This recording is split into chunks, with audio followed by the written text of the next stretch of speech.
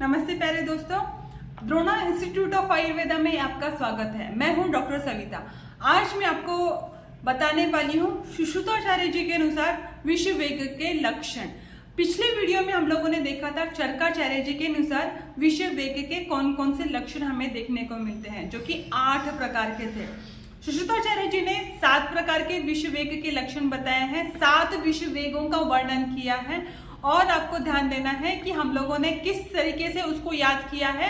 तो उन दोनों के पास एक एक पेशेंट आता है। चरकाचार्य जी के अनुसार चिकू नाम का पेशेंट आता है और उसको प्रथम में रस प्रदोषज लक्षण, फिर रक्त प्रदोषज, फिर मांस प्रदोषज, और उसके बाद वातादि दोष दूषित होने के बाद जो लक्षण होते हैं 4th विषवेग में, फिर उसके बाद दृष्टि मंडल दूषित होने के बाद फिर हिक्का, और फिर बाद में स्कंद भग्न, और लास्ट में 8th वेग में मृत्यु। ऐसा वर्णन चरकाचार्य जी ने किया था। अभी देखते हैं सुश्रुताचार्य जी के अनुसार क्या होता है। वहां पे आपको याद रखने के लिए एक आसान सा कोड हम लोग देखेंगे, स्टोरी फॉर्म में जो रहेगा। यहाँ पे आपको ध्यान देना है, सुश्रुताचार्य जी के अनुसार सुश्रुताचार्य जी के पास सीता नाम की एक लड़की आती है, और सीता जो रहती है एक गर्ल है, लड़की है जो सुकुमार है। तो उसने क्या किया, ये जो विष था वह जस्ट उसके जिह्वा पे रखा, और जिह्वा पे रखने के बाद डायरेक्टली उसको स्तब्ध जिह्वा जड़ता, गौरवता उसमें लग रही थी, स्तब्धता आ गई जिह्वा पे, और श्वास उसका रेस्पिरेटरी रेट बढ़ गया, और साथ ही साथ वहां पे उसको मूर्छा आने लग गई। ठीक है, ऐसा प्रथम विषवेग में बताया है। हम लोगों को सुश्रुताचार्य जी के विषवेगों को याद रखने के लिए एक क्रम याद रखना है। हम लोगों के जो अवयव है शरीर में ऊपर से नीचे तक, वैसे वैसे हम लोगों को नीचे नीचे जाना है, और उसके आजू बाजू के जो अफेक्टेड एरियाज में लक्षण हम लोगों को देखने को मिल रहा है, ऐसा हम लोग याद रख सकते हैं। तो देखो, जिह्वा से हम लोगों को प्रथम विषवेग याद रखना है। सेकेंड विषवेग में क्या होता है, वो कैसे जैसे नीचे जा रहा है, कंठ प्रदेश में जा रहा है, तो वहां पे लक्षण उसको विष के देखने को मिल रहे हैं। तो क्या होता है सेकेंड विषवेग में, दूसरे विषवेग में कंठ रुजा बताया है। देखो, कंठ रुजा, और फिर बाद में वहां पे वेपथु, उसको कंप होना स्टार्ट हो जाता है, और हृदय वेदना, वहां पे हृदय है, हृदय में वेदना होती है, कंप होना स्टार्ट हो जाता है, पूरे शरीर में कंपकपी वहां पे आती है, वेपथु, यह शब्द आपको याद रखना है। और साथ ही साथ सादो, पूरा शरीर अंग साध शिथिल हो जाता है, उसमें दाह आता है। ठीक है, जलन होना स्टार्ट हो जाता है। तो इस तरीके के लक्षण सेकेंड विषवेग में थे। जैसे जैसे 3rd विषवेग में वह नीचे आता है, मतलब कि आमाशय में प्राप्त हो जाता है। आमाशय में जब आ जाता है तो वहां पे क्या क्या होता है, आमाशय शूल, तीव्र आमाशय शूल होता है। आमाशय में शूल होने की वजह से ऊपर के कुछ लक्षण देखने को मिलते हैं, जैसे कि तालु शोष, आमाशय से डायरेक्टली वहां पे कनेक्टेड है। तालु मुख, वहां पे शोष होता है, तालु शोष आपको यहाँ पे याद रखना है। और साथ ही साथ नेत्र में वहां पे दुर्वर्णता आती है। नेत्र का एक वर्णन किया है, जब आमाशय में जब विष पहुंच जाता है तो वहां पे क्या हो रहा है, नेत्र विवर्णता, और हरित नेत्रता, मतलब वहां पे हरे रंग का नेत्र हो रहा है, और साथ ही साथ शोफ, शूने, यह वर्ड आया है। तो नेत्र के आजू बाजू जो पेरिऑर्बिटल रीजन है वहां पे शोफ आ जाता है, ऐसा बताया है 3rd विषवेग में।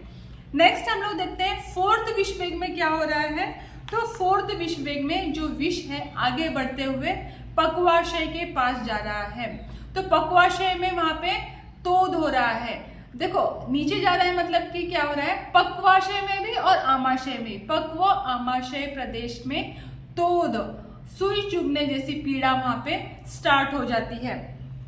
और साथ ही साथ वहां पे उसके साथ ही साथ ऊपर क्या लक्षण देखने को मिल रहे हैं, हिक्का। ठीक है, उसमें हिक्का मिल रहा है, पेशेंट जोर जोर से हिक्का कर रहा है। हम लोगों ने चरकाचार्य जी के अनुसार हिक्का कहाँ देखा था, 6th विषवेग में, और सुश्रुताचार्य जी के अनुसार कहाँ पे देखा है, तो 4th विषवेग में हिक्का यहाँ पे हमें लक्षण देखने को मिल रहा है। हिक्का के साथ साथ वहां पे शिरो गौरवता, शिर प्रदेश उसका भारी हो रहा है, और कास, खांसी, और आंत्र पूजन, ठीक है, पक्वाशय प्रदेश में है तो वहां पे आंत्रकूजन, यह भी लक्षण हमें देखने को मिल रहे हैं। 4th विष वेग में। 5th विष वेग में क्या हो रहा है, जैसे कि जो विष है पक्वाशय प्रदेश तक चला गया है तो वह सीता के पूरे प्रदेश में, मतलब पूरे शरीर में सर्व दोष कुपित हो जाते हैं। ठीक है, सर्व दोष कुपित हो जाते हैं। तो वहां पे पर्व भेद, उसके उंगलियों में दर्द होना, कफ प्रसेक, ठीक है, मुंह में सलाइवेशन होते रहना, और साथ ही साथ वैवर्ण्य, त्वक वैवर्ण्य हम लोगों को इसमें देखने को मिलेगा। और साथ ही साथ त्वक वैवर्ण्य, क्योंकि यहाँ पे सार्वदेहिक पूरा विष फैल चुका है। और पक्वाधाने च वेदना, और पक्वाशय प्रदेश में वहां पे वेदना हो रही है, ऐसा आपको याद रखना है। नेक्स्ट देखो 6th में क्या होता है, देखो पूरे शरीर में विष फैल गया तो 6th में क्या हो रहा है, वहां पे अतिसार। ठीक है, यहाँ पे सुश्रुताचार्य जी ने वमन के नहीं बताया है कहीं पे भी, यहाँ पे सीता को अतिसार हो जाते हैं। अतिसार, तीव्र अतिसार, अतीव यह शब्द यूज किया है, अतीव अतिसार।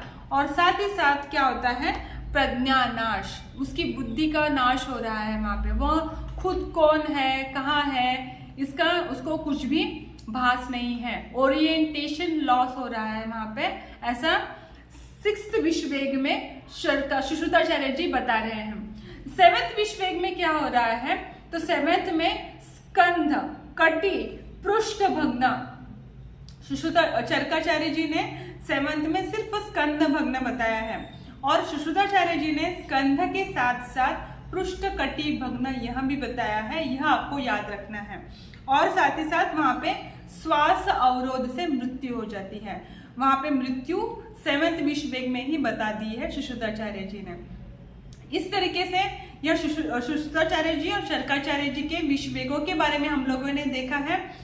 और भी ऐसे अच्छे स्टोरी फॉर्म में आपको कुछ कोर्स याद रखने के लिए आपको जुड़े रहना है द्रोणा इंस्टीट्यूट से, और आपको लॉग इन करना होगा, विजिट करना होगा www.dronaayurveda.com पर। अधिक जानकारी के लिए सब्सक्राइब कीजिए और शेयर कीजिए। धन्यवाद।